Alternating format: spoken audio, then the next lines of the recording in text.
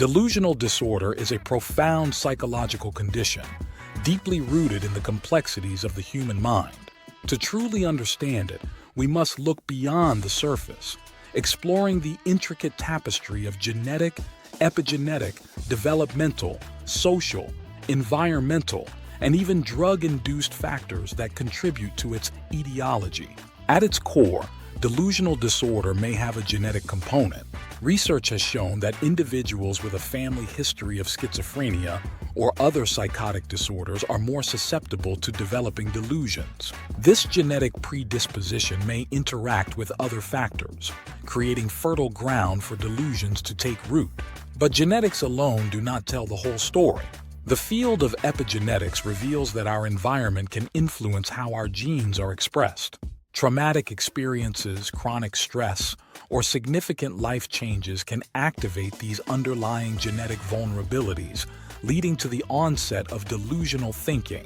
For example, someone who has experienced significant loss or betrayal might develop persecutory delusions, believing that others are conspiring against them. Developmental factors also play a crucial role. Early childhood experiences, particularly those involving attachment and emotional security, can influence how one perceives and interprets reality. A child who grows up in an environment of fear, neglect, or inconsistent caregiving may develop a distorted view of the world, laying the groundwork for delusional thinking later in life. This child might grow into an adult who believes that the world is inherently unsafe and that they must always be on guard against unseen threats. Social and environmental factors further shape the development of delusional disorder. Isolation, whether physical or emotional, can exacerbate feelings of suspicion or grandeur. Imagine someone living in prolonged social isolation, cut off from the perspectives of others. Without the social checks and balances that come from interacting with a broader community, their thoughts may spiral inward, reinforcing their delusions. Similarly, living in a stressful or unstable environment can heighten anxiety and fear, making delusional beliefs more likely to emerge as a coping mechanism. Adding to this complex mix is the role of certain drugs in triggering delusional symptoms. Research has shown that substances like amphetamines, cocaine, and hallucinogens such as LSD and PCP can induce psychotic symptoms, including delusions. In some cases, these drug-induced symptoms may persist even after the substance has left the body, leading to a full-blown delusional disorder. For instance, prolonged use of high doses of amphetamines can lead to paranoia, where the individual becomes convinced that others are watching them or plotting against them. Similarly, heavy cocaine use has been linked to persecutory delusions, where the user might believe they are being followed or that someone is trying to harm them. Additionally, THC, the psychoactive component in cannabis, has been linked to the induction of psychotic symptoms, including delusions, in some individuals. High doses of THC, especially when consumed frequently or in potent forms, can lead to temporary or even prolonged psychotic episodes, particularly in those who are predisposed to mental health disorders. It's important to recognize that while these substances can trigger delusional symptoms, they often interact with pre-existing vulnerabilities in the individual's psyche. Someone who already has a genetic predisposition or who has experienced significant trauma may be more susceptible to developing delusional disorder as a result of drug use. Let's consider some real-world examples. One documented case involved a middle-aged woman who believed she was the rightful heir to a vast fortune, despite no evidence to support this claim. Her delusion began after a period of significant financial stress, coupled with the sudden death of a close family member. The combination of grief, financial instability, and a family history of mental illness created the perfect storm for her delusion to take hold. In another case, a man developed the belief that his neighbors were spying on him and plotting to harm him.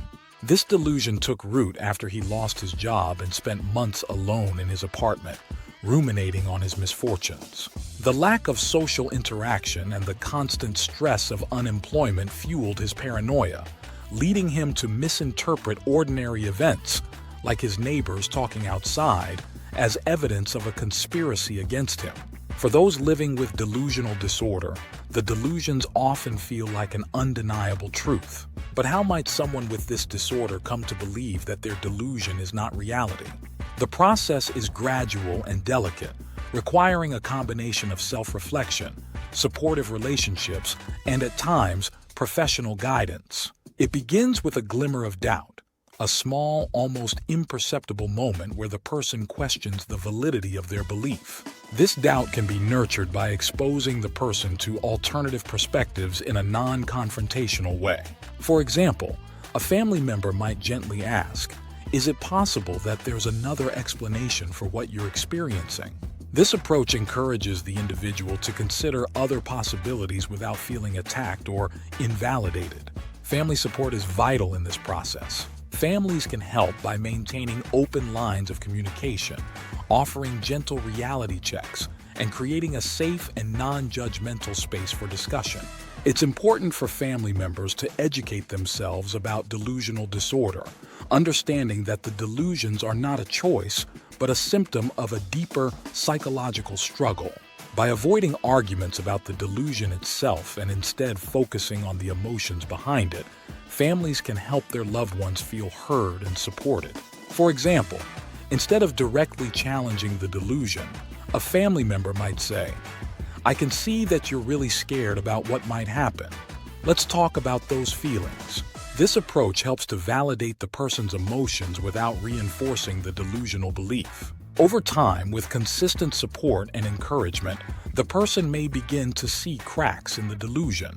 They might start to recognize inconsistencies in their belief, or notice that others do not share their perception of reality.